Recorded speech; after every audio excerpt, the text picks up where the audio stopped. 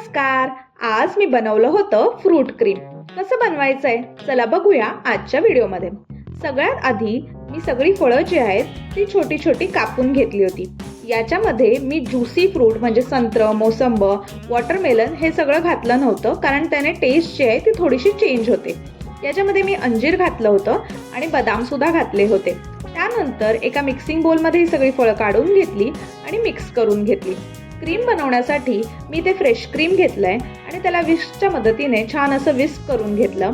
थोडी अशी कन्सिस्टन्सी झाल्यावरती त्याच्यामध्ये मी ॲड केलं होतं मिल्क मेड आणि मग ते पण मिक्स करून घेतलं आणि सगळं क्रीम जे होतं ते आपले कापलेल्या फळांवरती ॲड केलं आणि थोडंसं मध सुद्धा घातलं होतं मी.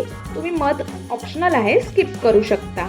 त्यानंतर एक 2 ते 3 तासासाठी हे सगळं मी थंड होण्यासाठी फ्रीजमध्ये ठेवलं होतं आणि सर्व करताना मस्त टुटी फ्रुटीने गार्निश केलं आणि सर्व केलं आणि तयार आहे आपलं फ्रूट क्रीम.